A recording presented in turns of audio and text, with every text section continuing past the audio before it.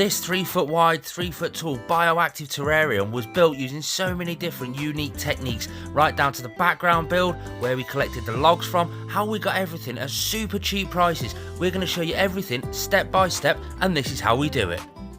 During a quick trip down to Cheshire Reptile Rescue, we found this 3 foot wide, 3 foot tall, 2 foot deep Viv Exotics vivarium up for sale. It was one that had got donated into them. We just decided to buy it. It would be the perfect opportunity to upgrade Mushu, because he really does deserve a much bigger enclosure. Now we'll get onto that further through the video, but this enclosure came with a few extra bits that we do need to take out, ready to give the enclosure a really good disinfectant and a good clean. It came with a ceramic heat bulb, a ceramic heat holder with a cage. We are going to need to remove that so that it doesn't affect the foam background that we are going to be putting in here. Come with this horizontal piece of cane. We need to get that out of the way so that we can give it a good clean and start building. Come with a few extra pieces of ceramic wood type looking things, a few thermostats, and James. This is my mate James. We get all of that equipment out and it's a bare enclosure. We have to clean it with Reptile safe disinfectant and then clean it off with water just afterwards, just to make sure it is extra safe. We're going to give the enclosure a good seal. We have to seal the enclosure because it is going to be a tropical enclosure. There is going to be moisture inside here. So we get some marine safe silicone and we seal all of the edges all the way around the bottom, up the sides, around the top, and then we allow it to cure for 24 hours. While that's curing, we're going to remove the vents out the back of the enclosure and take out this shelf that's in there. It doesn't look natural, so we're not going to have it into this enclosure. We measure the background of the enclosure and the side panels going up to the ledges on both the top and the bottom of the enclosure, ready to transfer those measurements over to sheets of 2-inch thick polystyrene. In America you call it styrofoam, we call it polystyrene here in the UK. We mark it using a straight edge and a marker. Now this is where it's going to start getting interesting, because we're going to show you some unique ways and easy ways to make the background of this enclosure. And then we cut it out using a hot knife. We heat this knife up with a little blowtorch. It just helps to seal the edges of the polystyrene to a cure for a really snug fit inside the enclosure. We install the back panel first and then measure for the side panels. Remembering the back panel is 2 inches thick, so the measurements will be different to when we first initially measured. Cut the side panels out. Do you know of a better way that I can actually cut this, because I actually burnt the carpet doing this? And then install them. We secure them to the actual vivarium using a marine grade silicone and securing them to the back panels. Do this in a well ventilated area because it does stink. We then take the hot knife and we trim down the edges where the polystyrene is going to meet the glass. We want to get a nice smooth decline towards the actual wall of the vivarium, just to make it look that little bit nicer when it is actually built. We then take the little handheld blowtorch and we start running it quickly across the background of this enclosure. We're trying to add in little depths and little crevices within the background. These are going to be the deeper parts of this background because it is going to be multi-different textures. Always make sure you've got some fire preventative measures in place. We've got a big bucket of water just in case there is a flame in this enclosure. We are aiming for a foresty type sort of background within this enclosure. So we're going to be doing all weird angles. Don't do straight lines. You really want to keep away from those straight lines. That makes it look manufactured. Another top tip, if you are going into a corner, heat it up going into the corner and then keep that same line on the other side of the enclosure. That way it just flows that little bit more. Wear your PPE when you do this sort of thing. Although you can't see too much right now, when it all gets cleaned up, it'll look a bit better. Now for the next step, we need to get the heat cannon. This is the same sort of power tool that you use to get wallpaper off your walls. It's extremely hot, so be careful. We turn it on a medium heat and go over the rest of the actual background. This just seals it all in so no tiny little polystyrene balls come flicking off halfway through the build. We then turn the enclosure around so that we can see the back of the enclosure. We get a butter knife and we heat it up with a blowtorch so that it melts through the polystyrene quite easily. This is how we're going to cut the vents out from behind. This ensures that we get the correct sizes every time. I really need to come up with another way of doing this besides using these hot knives. There's got to be a safer way, surely. If you know of any, leave it in the comments down below. We then turn the enclosure back around so that we can see inside the enclosure. It's time to start working on the hardscape log placements. I say hardscape because these pieces of wood are going to be secured to the wood of the actual enclosure. These are going to be a part of the enclosure. We find the location that we want for the perfect log to fit inside this enclosure perfectly. So we've got to keep in mind the animal's got to be able to bask, it's got to be able to get away from the light. He's basically just got to use the log work to thermoregulate perfectly. So this log placement is vital. We decide where it's going to go. We cut out the background where the actual log's going to go through. We drill a little hole through the wood where it's going to secure through, and then we screw the wood directly to the background of this enclosure. But it's now time to put the enclosure on its back. We're going to start expanding foaming some other aspects into this enclosure. We've got a plant pot that needs to go in because we are going to have an arboreal pothos plant quite high up in this enclosure. We're going to cover it in expanding foam and leave it to cure overnight. We've got a couple of cork tubes that we want to fit inside the enclosure. Again, these are going to be for planters halfway up the enclosure, just so we can get some foliage quite high up. This is an arboreal species. He is used to foliage in the wild quite high up. It's only natural that we provide that for them in captivity. It's an interesting story on how we actually obtained Mushu, our calotes versicolor. He's deemed a wild stowaway. A wild stowaway is an animal that comes to the country by mistake when he shouldn't be there.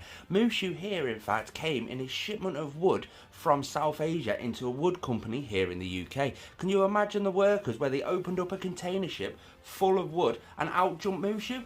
One of the members of staff at that wood company captured him, being a reptile enthusiast, TM Reptiles. TM Reptiles then contacted us and said, can you help out here? The authorities, once we found out the exact species, turned around and said, well, he's not an endangered species, so we're just going to destroy him. No, we can't have that here at Northern Exotics. We'll take him and keep him as a pet the best we possibly can, replicating nature as best as we can. If that's the sort of stuff that you're into, I'd really appreciate it if you do hit that thumbs up button and subscribing while you're down there. We then foam in around where the branches meet the framework of the enclosure. We can trim that down a little bit later and just blend it in to make it look a little bit more natural.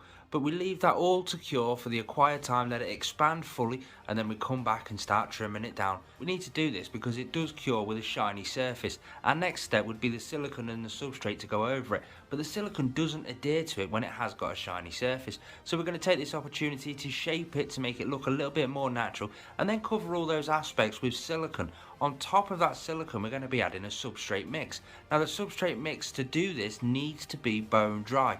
You can leave it out for a few days to dry out, or you can drop it into the oven. That'll also dry it out. Please keep an eye on if you're doing that way, just solely because it is a fire risk. And then we press that into the silicone layers that we have already covered, and we leave that to cure for 24 hours. We tip the enclosure back up into the upright position and see all of the loose substrate fall off.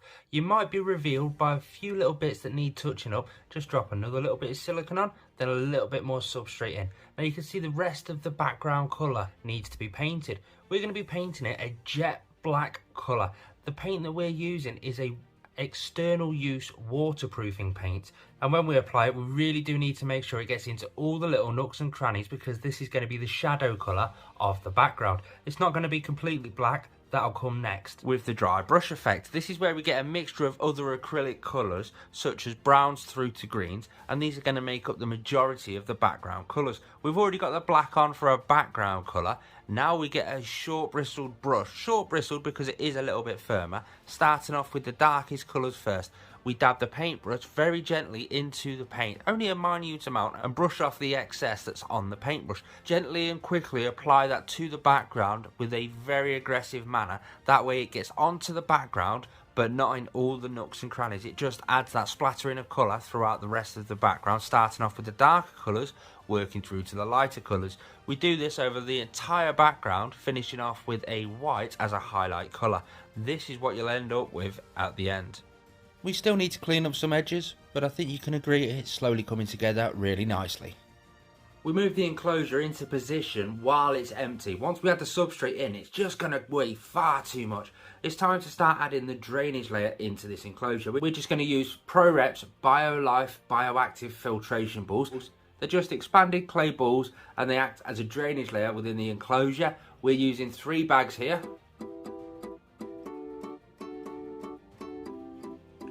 We then separate it with a drainage layer separation. It's just a mesh that we're using here. It's a tent screen mesh that we got off eBay, nice and cheap.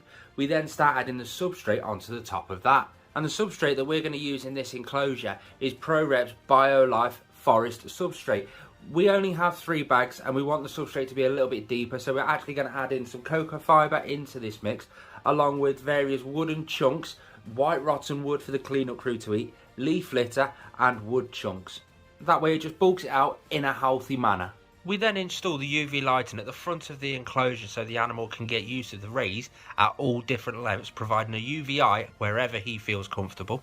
We then install the ceramic bulb holder along with the cage that goes over that. Reptile safety, especially with our boreal lizards, is a must. We then get a little paintbrush and the black waterproofing paint that we originally used to seal this background. We found a few little white spots from where the paint's either flicked off or not gone in properly, so we're going to run around with the little paintbrush and dab into all those little areas just to make sure this background is absolutely perfect before the next step, which is planting. To do this, we're going to be installing the thermostat probe cable. Now this is going to be attached to one of the logs going through the enclosure, but we're also going to attach it using cable ties. While the cable ties are there, we're going to add a little piece of sphagnum moss to it just to hide the cable ties and allow for a little bit more of a natural look to the enclosure. We start by adding in the pothos plant. Pothos is great because it's pretty much bulletproof, and if everything does die or fail somehow, that one will still keep growing. In the middle, we've got our creeping fig. Now eventually this is going to go over the entire background and just attach itself to the background as well as drape down. Over in the other corner we've got a weeping Jew. We actually harvest this from a big plant that we've actually got going. We're going to do with the big plant next. This is a big cheese plant. We're going to put it in the back. Now this is going to give us great coverage, also the animal great coverage, so if he wants to hide out he can easily get behind some of these lights. It creates a dappled light in the forest floor just like would naturally happen in the wild. We're going to chuck in a few extra bromeliads, a few extra plants down in the forest floor area, along with some sphagnum moss and some leaf litter in the forest floor, and that is this enclosure planted for now. We may add more in the future.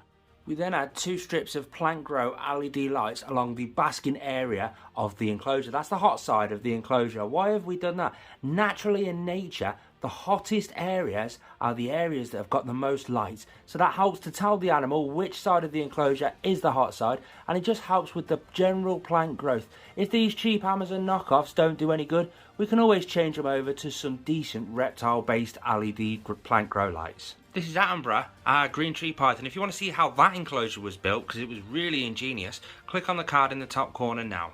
With the extra light up there, you can really start to see some of the dappled light coming into the forest floor, just like we'd planned for at the start. Now we're going to be adding the cleanup crew. Now this is quite vital to this whole system working. We need to add in a multiple different array of cleanup crew. We're going to be adding tropical orange isopods because they like to be on the surface of the substrate, so they'll eat a lot of the Cotrytus you do see kicking around, along with all the fallen leaf litter.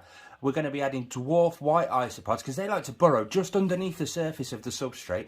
They're going to burrow down and catch all the decaying matter that's just underneath the surface. And we're going to add springtails because they can really get high up in this enclosure and start working on any Cotrytus that might be in the planted areas high up in this enclosure. But we don't just add them in now. If we add them in now, there's a fair few of them are going to die. They're going to breed and reproduce at the same time. So there's going to be lulls in the amount of cleanup crew that will be in this enclosure. We're going to be adding some in now, then in a few weeks we're going to be adding another load more, then we're going to add another load more just to keep that rejuvenated population in there. We actually breed our own isopods and springtails here on Northern Exotics. If you want to see how to do that so it's free and easy for you in the future, click on the card directly above now. We then add in some naturalistic vines into this enclosure. These are actual air roots from the cheese plant. We had to cut these off so that they'd go in. They were way too long. So we thought, you know what, we're going to utilise them in this enclosure. We've secured them to the pieces of wood using cable ties and sphagnum moss. And we've even actually stapled some to the ceiling of this enclosure. We now want to water the plants quite heavily just to allow for the roots that are in soil to actually acclimatise, get used to where they're going, and to help the plants settle into this enclosure. We're not going to be doing this in one stint. We water it now, then in around about 6 or 7 hours we'll come back and do it again. We install the heat bulb into this enclosure, connect it to the thermostat and program that. We install Joe into the enclosure. We put the glass back into the enclosure and then we leave the enclosure for a month to settle in. There's going to be a bacterial bloom within this enclosure. If your animal is within that enclosure while this bacterial bloom is going on and that bacterial bloom turns toxic, you're likely to kill your animal from the bloom being in the humidity within that enclosure. The naturalistic ecosystem that we have provided here will tackle that bioactive bloom within around about 2 weeks, but it could take up to a month. And that's another enclosure complete. Subscribe for more.